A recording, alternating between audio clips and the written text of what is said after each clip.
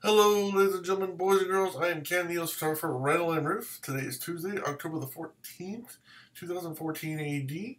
And this morning I want to talk to you about the Canon Cine 24mm T1.5 LF wide angle cinema lens with EF mount. Now, this is not a cheap lens. This is a very expensive $4,530.69 lens. Very expensive for a lens that's 24 millimeters, which is wide angle. Again, wide angle is anything below 50 millimeters, so 49 and below are 1 to 49 is wide angle. Anything above, anything 50 is standard. Anything above 50 is considered telephoto. So we're talking about wide angle lens that is very expensive. Very high quality, no doubt about it. Let's not get it wrong. High quality, but very expensive. Let's talk about some of the features here. Wide angle EF mount for cinema use for Canon C series and full frame DSLRs, so you can use it with your 1DX and your 1DC and your 5D Mark III. 11 blade rounded diaphragm, stepless and manual diaphragm ring. Superb low light performance, strong bokeh and circular highlights. Supports 4K recording, which is obvious. Swaps easily with 50 and 85 millimeter relatives. So in other words, if you have another lens that you need to swap real easily, it comes out, you can replace it real easy. Now let's talk about the different cameras it goes with. I mentioned the 1DC, the 1DX, and the 5D Mark III. Obviously, this that's on the photography side. Obviously, this is meant for cinema. This is meant for your high end, like your C100, your C300, etc. But you can use it on your full frame DSLRs, which is really nice. Granted, that's awful expensive lens for photography, but hey, if you've got the money and you want to, or you need something that's super high quality, here's the thing with 1.5. That is a very shallow depth of field, which means your background is really blurred. I mean, your background is going to be blurred out, awesome, which is good. That's a good thing. If you're taking a subject and your background you want blurred out, this is going to do. I mean, it's fixed. It's fixed, so you can't adjust it. So that is, boom, that's going to blow out your background real good. And that's something a lot of photographers want. Most photographers want, usually.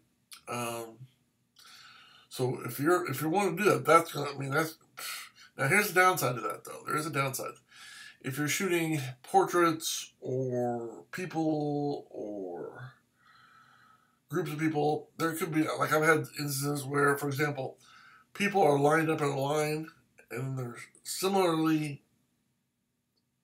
the distance away from the camera is similar but off a little bit. Sometimes you can get photos where one person's in focus and another person isn't, and they're almost the same focal length, or not focal length, but distance from the camera. I'd say distance from the camera, not focal length. So that can be a problem. I've noticed in some pictures you can take like a portrait, and a person's eyes can be in focus, but their nose is out of focus, or their nose is in focus and their eyes are out of focus, simply because of that shallow depth of field. That's not always the case, but I have seen photos like that when you have smaller f-stops. So, but that's not always the case. This is a good lens, definitely high quality. If you know what you're doing, you can work, get some experience with it. I'm sure it would make a great addition to doing wide angle. Right now, I can think this would probably be the best wide angle lens that's not a fisheye out there. 24 millimeters at 1.5. Seriously, that's like boom, baby. That is definitely gonna blow out your background like a lot of people want. And so it's plus it's gonna let in a lot of light, so that's good too. So again, a lot of light and blowing out the background. What more could you want? except for the price be lower. And, you know. But anyway, it's good for, again, 4K and DSLRs, full frame DSLRs, and anything with the Canon C series. So, there you go. A little review. Would I buy this lens for myself? Well, first of all, I don't have that kind of money. But if I had the money, would I buy it? I don't know. See, I mean, I don't do a lot of really this way. I mean, I use a 28 to 300, so a 28, whether 8 to 300, whether it be, you know, for me, a 28 to 300 lens was about $400. So am I going to spend $300 to $400 to get something at 28? That's not quite 24. It's only 4 millimeters away, but still.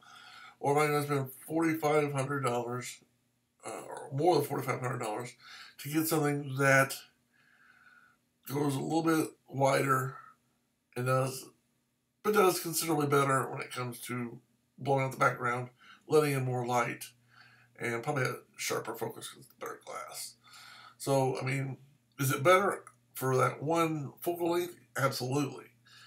When it compares to my 2300, but my 2300 is exactly, I can go from 20 to 300. This stuck at 24 millimeters. So, if you're going to be doing a lot of wide angle and you got the money or you need it professionally, this is going to be the lens for you.